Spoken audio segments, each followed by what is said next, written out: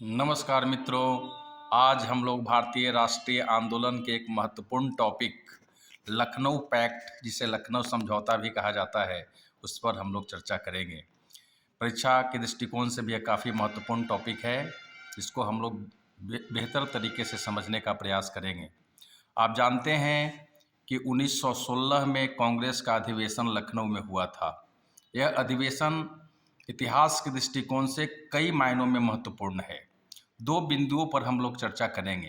पहला कि यह अधिवेशन 1916 में जो लखनऊ में हो रहा है, इसके दो बिंदु हैं। पहला बिंदु यह है कि इस समय जो कांग्रेस 1907 के सूरत अधिवेशन में अलग हो गई थी, उदारवादी और उग्रवादी खेमे में बट गई थी, वह कांग्रेस पुनः एकजुट हो रही है। यह कांग्रेस के लिए और भारतीय राष्ट्रीय आंदोलन के लिए एक बहुत बड़ी उपलब्धि मानी जाती है। दूसरा बिंदु यह है कि कांग्रेस और मुस्लिम लीग, जो दोनों अलग अलग तरीके से अपने आंदोलन को चला रहे थे, वे पुनः एकजुट हुए इस समय और एक मंच पर आकर के और राष्ट्रीय आंदोलन की लड़ाई लड़ने के लिए तैयार हो गए, जो हिंदू मुस्लिम एकता की एक बड़ा मिसाल था और राष्ट्रीय आंदोलन को ही मजबूती प्रदान करती थी। लेकिन सवाल है कि यह परिस्थितियां क्यों उत्पन्न हुई? क्या कारण है कि कांग्रेस को एकजुट होने पर आपस में सहमति बनाना पड़ा, मुस्लिम लीग को साथ लाना पड़ा? यहाँ हम लोग विस्तार से इसको देखेंगे। अब पहले देखें कि यह जो अधिवेशन लखनऊ में हो रहा है, लीग का अधिवेशन भी उस समय लखनऊ में हो रहा है और कांग्रेस के इस अधिवेशन के अध्यक्ष हैं अंबिका चरण मजूमदार और मुस्लिम लीग के अध्यक्ष इस समय हैं मोहम्मद अली जिन्ना। तो यह भी एक महत्वपूर्ण बात है। चूंकि अब देखेंगे कि कांग्रेस के दोनों खेमे आपस में क्यों एक हुए। आपने देखा था 1907 के सूरत अधिवेशन में किस प्रकार परिस्थितियां बिगड़ गई थी। दोनों एक दूसरे के देखना नहीं चाहते थे। राष्ट्रीय आंदोलन की धारा कमजोर पड़ गई थी। उग्रवाद, नरम दल, गरम दल की यह जो विचारधारा थी, इससे कांग्रेस कमजोर पड़ने लगी थी। और इस समय तक परिस्थितियां कुछ ऐसी हुई, 1915 तक आते आते जो नरम दल के महत्वपूर्ण नेता थे, जो गोपाल कृष्ण गोखले हो या फिरोज शाह मेहता हो, उनकी मृत्यु हो चुकी है। तो एक जो धारा है, वो उसके जो महत्वपूर्ण नेता जब नहीं रहे, तो अब वहाँ कुछ परिस्थितियाँ ऐसी बदल रही है कि आपस में विचार करने पर जो है सहमति बन रही है। इधर आप देखते हैं कि जो इस समय के बीच में जो 7 से 16 के बीच में गरम दल के जो नेता हैं, लाल, बाल और पाल, तो यह जो दोनों नेता हैं, वे नेता भी इस समय आप देखते हैं 1908 में बाल गंगाधर तिलक हैं, उनको मांडले जेल में भेज दिया गया है।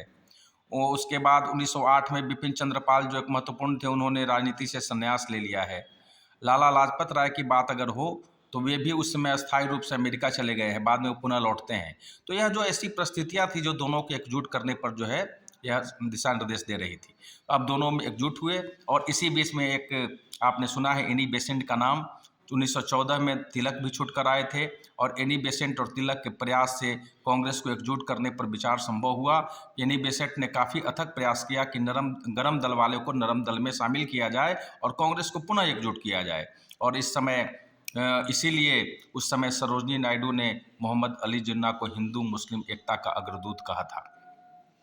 तो ये हम लोग देखना है कि इन परिस्थितियों के कारण कांग्रेस एकजुट हुई, तिलक का भी कांग्रेस में प्रवेश हुआ और कांग्रेस पूरा मजबूती के साथ राष्ट्रीय आंदोलन को आगे बढ़ाने के लिए संकल्पित हुई।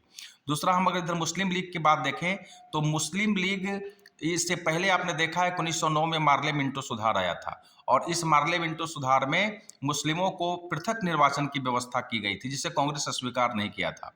लेकिन जब अंततः परिस्थितियों को देखा, दोनों इस बात के लिए बेचैन थे कि अलग अलग लड़ करके हम अंग्रेजों को कुछ काफ़ी ज़्यादा नुकसान नहीं पहुंचा पा रहे हैं। तो दोनों परिस्थितियों से बाध्य थे। मुस्लिम लीग को भी लग रहा, घबराहट थी कि हम ठगे गए हैं, क्योंकि 1905 में जिस बंगाल विभाजन को किया गया था और मुस्लिमों को सपना दिखाया गया था कि विभाजन के बाद आपको बहुत सारी नौकरियां दी जाएगी, आपको अधिकार मिलेंगे, वह 1911 में जब दिल्ली दरबार हुआ तो उसके तहत जो है बंगाल विभाजन को रद्द कर दिया गया। तो मुस्लिमों को ऐसा लगा कि हम ठगे गए हैं। तो यह उनका दुख यह था। अलीगढ़ विश्वविद्यालय के संबंध में भी कुछ उनके दर्द दिखाई पड़ रहे थे। और दूसरी बात यह कि 1916 वह समय है जब प्रथम विश्व युद्ध चल रहा था और उस समय तुर्की जो था वो इंग्लैंड के खिलाफ लड़ रहा था। तो मुसलमानों की यह मांग थी कि जो हमारा खलीफा है, जो तुर्की का खिलाफत जो है वो उसको समाप्त नहीं किया जाए, युद्ध के बाद उनकी स्थिति को बरकरार रखा जाए, इसकी मांग वे कर रहे थे। तो ये सारी ऐसी परिस्थितियाँ पृष्ठभूमि का निर्माण कर रही थी जो कांग्रेस और लीग को एक मंच पर आने के लिए प्रेरित कर रही थी। और तब तिलक के प्रयास से दोनों एकजुट हुए, कांग्रेस और मुस्लिम लीग एक मंच पर आई और राष्ट्रीय आंदोलन को मजबूती के साथ लड़ने का संकल्प लिया। आपने देखा है कि इसी समय महात्मा गांधी जो वर्षों से दक्षिण अफ्रीका में एक सफल आंदोलन करने के बाद 1915 में भारत लौटे थे, वे 1916 के लखनऊ अधिवेशन में भाग ले रहे थे और यहीं उनकी मुलाकात बिहार के चंपारण के प्रसिद्ध किसान नेता राजकुमार शुक्ल से हुई थी और उन्होंने अनुरोध किया था कि आप बिहार आइए, चंपारण आइए और यहाँ के जो नीलहे किसानों की जो स्थिति है, किस प्रकार से यहाँ किसान पीड़ित हैं, वे तिनकठिया पत्ती से प्रभावित हैं, आप आइए और उनका उद्धार कीजिए। तो गांधी जी ने उन्हें कहा था, आश्वासन दिया था कि मैं अगले साल बिहार आऊँगा और उनकी समस्या को देखूंगा और अपने वादे के मुताबिक 1917 में वो चंपारण गए थे। जो चंपारण में सत्याग्रह उन्होंने किया, जो भारत में महात्मा गांधी का प्रथम सत्याग्रह माना जाता है, उसकी चर्चा हम लोग बाद में करेंगे। आज लखनऊ समझौता पर हम लोग चलेंगे। तो यह सवाल था कि आखिर लखनऊ समझौता में कौन सी क्या क्या प्रस्ताव पारित किए गए। दोनों कांग्रेस और मुस्लिम लीग जो एक मंच पर आई, तो आखिर प्रस्ताव क्या पारित हुए। तो इसमें सबसे पहले यह हुआ कि कांग्रेस जो लगातार मुस्लिमों के पृथक निर्वाचन प्रणाली का विरोध कर रही थी, उन्होंने कहा था कि इससे भारत में सांप्रदायिकता का जन्म होगा। तो पहली बार इन्होंने कांग्रेस ने इसको इस मंच से स्वीकार किया, यानी सांप्रदायिक चुनाव प्रणाली को स्वीकार कर लिया और लीग ने भी स्वशासन के जो कांग्रेसी मांग थी उसका समर्थन किया।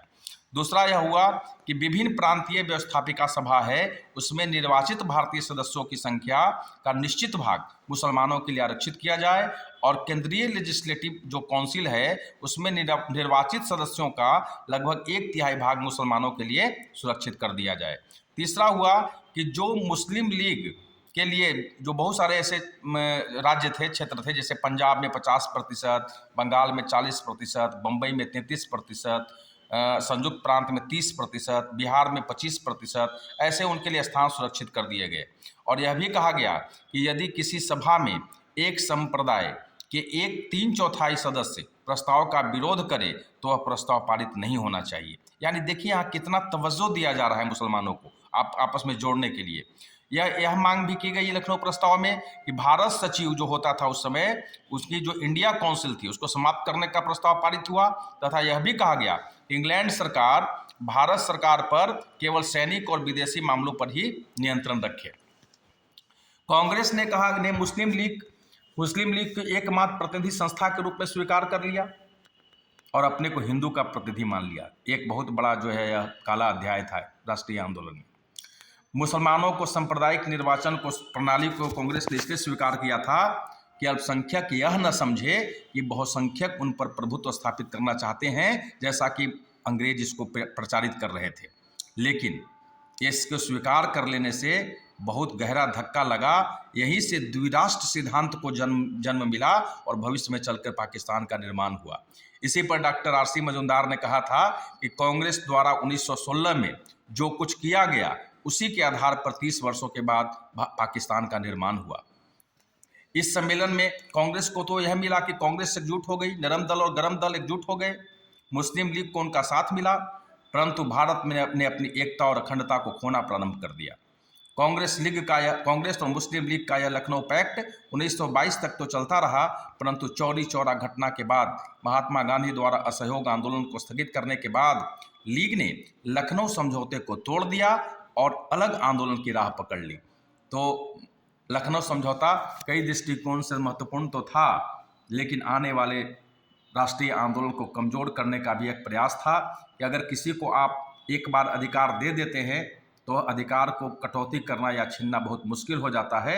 और मुस्लिम लीग स्वयं अपने आप को मुसलमानों की एक प्रतिनिधित्व करने वाली संस्था मानने लगी और उसका उस समय से एक ही जोड़ रहा कि हम अलग राष्ट्र के बनाएंगे, हालांकि पाकिस्तान शब्द का यहाँ उल्लेख नहीं मिलता है क्योंकि पाकिस्तान का तो पहली बार प्रयोग चौधरी रहमत अली करता है, और लेकिन यहाँ से वह बीजारोपण हो जाता है। लखनऊ समझौता एक ओर अगर राष्ट्रीय आंदोलन को मजबूत करने का प्रयास था, तो दूसरी ओर सांप्रदायिकता के बीज बोने में भी यह कामयाब हो गया। तो यही था, और आगे हम दूसरे टॉपिक पर आगे चर्चा करेंगे। धन्यवाद।